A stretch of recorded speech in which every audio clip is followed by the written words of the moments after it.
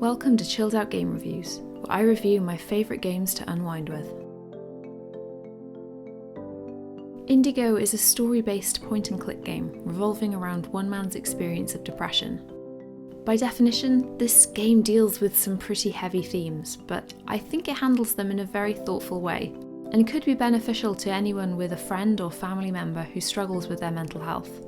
It could also be helpful to some people who are suffering themselves, though I wouldn't recommend it to anyone who is currently in a dark place. The game takes place within one room, where Thomas has been unable to leave for months as his depression has escalated. He has reached the stage where he is unable to work, lost interest in his art, and his relationship is stretched to breaking point.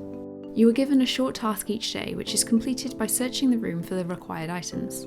How you go about each task and the decisions you make affect your progression through the game, resulting in one of several possible endings. You aren't rushed or put under any time constraints to complete these tasks, so you're free to look around at your leisure. The game is very atmospheric. The art style is really in keeping with the game's theme, as is the music.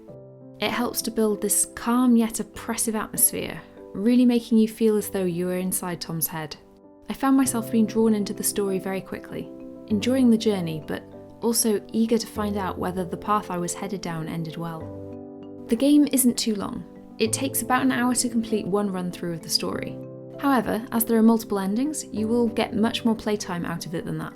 There are no save points each decision, so you must replay the game each time, but it's much faster once you've played it through once, so it's not too tedious to do. The one negative point I can think to make is that I wasn't completely enamoured with the voice acting for Tom. The actor's delivery is great, but there are just some American accents that I find a little annoying, and apparently this is one of those. I started this game review series as a way of sharing games I found were great at helping me on days when my anxiety was particularly bad. So although this game isn't necessarily a relaxing game itself, I knew I had to cover it here as it definitely might help others who struggle with their mental health. I strongly recommend you check this game out, but I can't give this a high chill out rating due to the subject it addresses. So I have to give Indygo a chill out rating of 2 out of 5. Thank you so much for watching. If you enjoyed this review, then check out the playlist of previous chilled out game reviews, or take a look at some of my other videos.